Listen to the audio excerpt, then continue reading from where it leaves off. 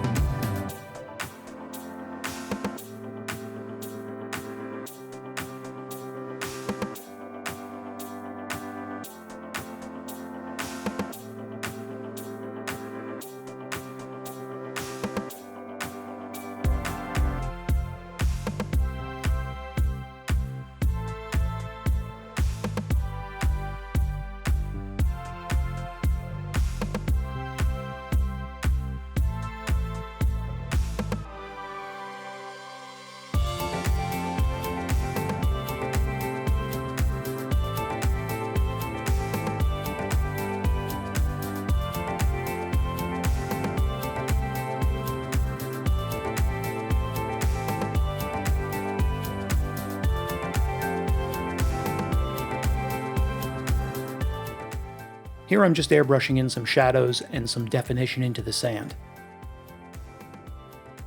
I mask off the sand so I can add some stippling texture to the sky.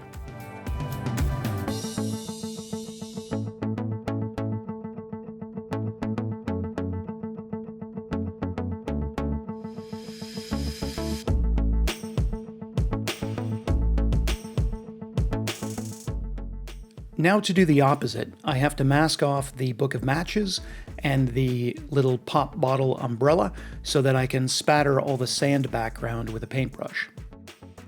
I'm just using some thin down paints here in two paintbrushes, hitting one against the other, and that spatters the board with paint. And then I'm using a cloth or a Kleenex here to just soak up some of the excess if it's too heavy.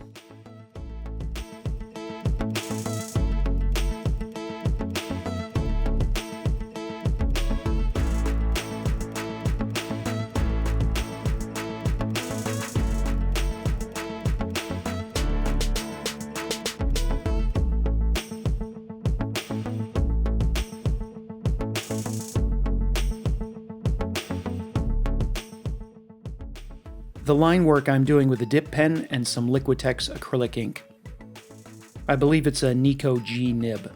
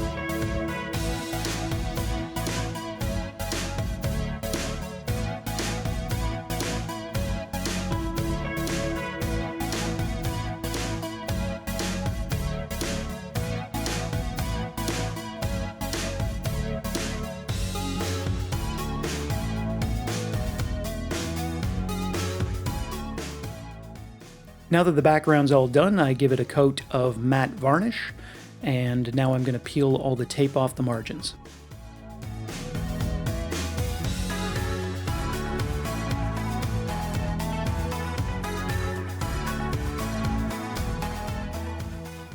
I'm coating the edges here with rubber cement, and then I'm going to cut these strips of black foam core and then stick those on just to give a little bit of thickness between the background and the animation cell.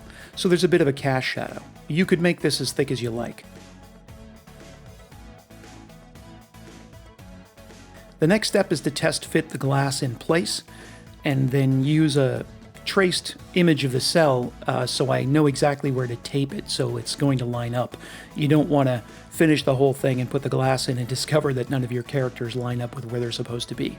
So I actually started this thing. I won't bother to show that here, but the blue enamel paint that I used, it was a new pot, and I mixed it really well and used it, and it went all weird, like marbly, between the time it actually went on and the time it dried, so I had to use something else. So this has got to all be washed off now. I'm using some acetone here and a razor blade to scrape everything off. I tried Liquitex acrylic gouache that I used for the background as the actual paint for the cell, but you can see what it's done here is it's lifted and smudged and moved around some of the ink lines. It's not compatible with this ink. I don't know why. It's acetate ink, and it apparently has no interaction whatsoever with enamels, but does not work well with water-based paint. In the end, I settled on this blue enamel spray paint from Tremclad. I decanted it into a disposable salad dressing cup and used this. So for the second time, it's time to start doing the outlines. As usual here, I'm using a technical pen with acetate ink. This is, I believe, a 0.35mm nozzle instead of the standard 0.45. I found the line work on this particular reference image I found to be pretty sketchy, I guess is the best way to describe it. It's not really clean. They went with a particular drawing style, and I thought a thinner nib would help me with replicate that.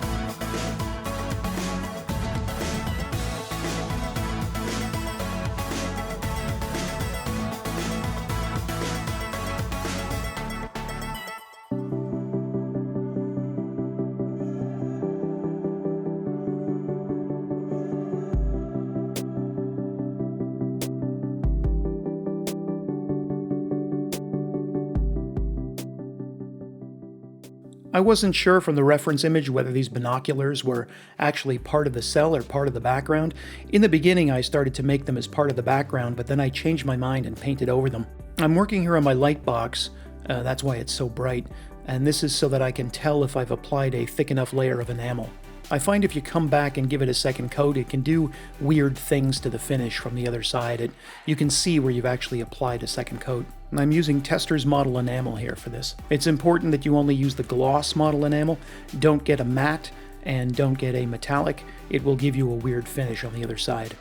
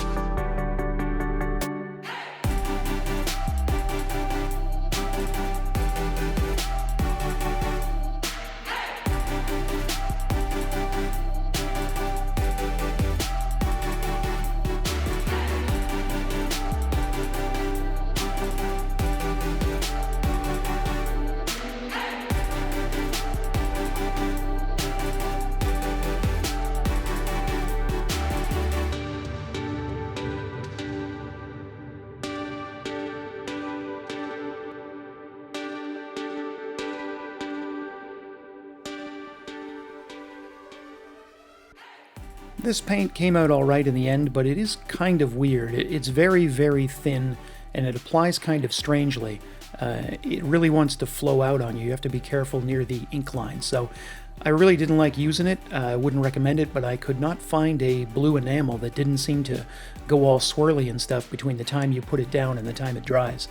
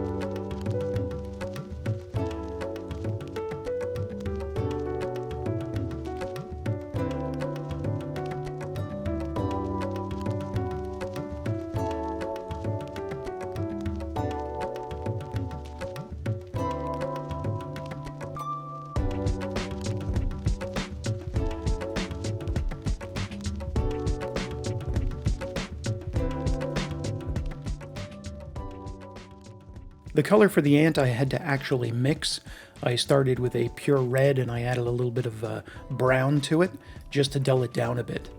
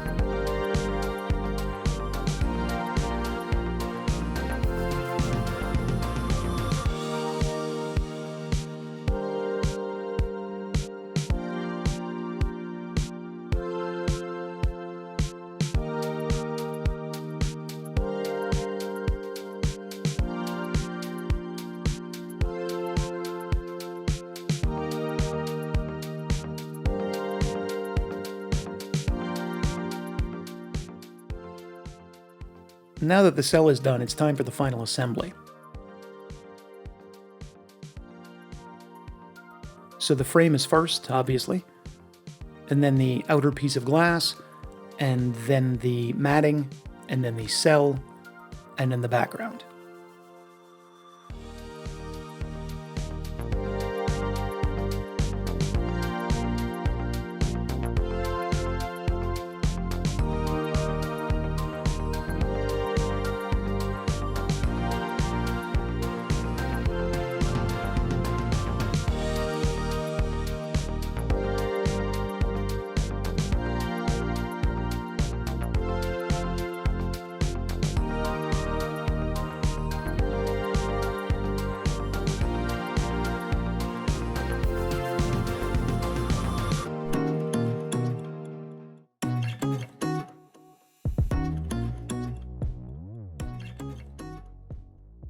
I put the entire thing together, and then I flipped it over and looked at it and thought, you know what, it looks a little tight, like the opening for the image is not as big as I would have expected it to be, and I don't know why that is. So I took another piece of matte board I had here, because I had just bought this new piece that's in the picture now, and it turns out, no, in fact, it is smaller, but it's not supposed to be. If you look at the actual paperwork that it came with, it says the opening is 10 by 13 inches, but when I measured it with a ruler, it's not. So double check everything you buy. It'd look kind of weird if all the other animation cells in the wall had one sized opening and this one was smaller. So I took it apart again, which was annoying. And of course, there's always little pieces of lint and stuff that get in there, so you've really got to check it 2 and 3 times. Then that's it. This is the final animation cell. Turned out pretty good. I would like to make an actual Pink Panther and the Inspector, and I've got plans for that. It's just finding the right one. If you've found this video inspiring or useful in any way, click the like and subscribe buttons.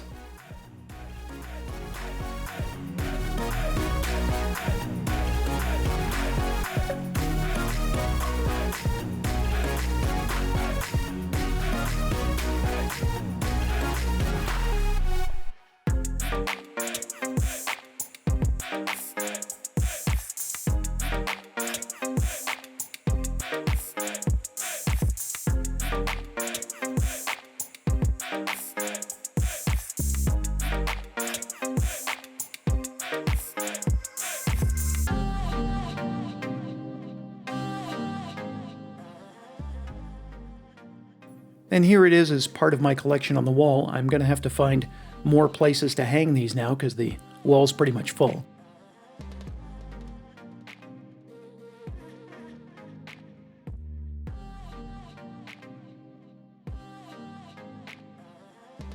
Thanks for watching.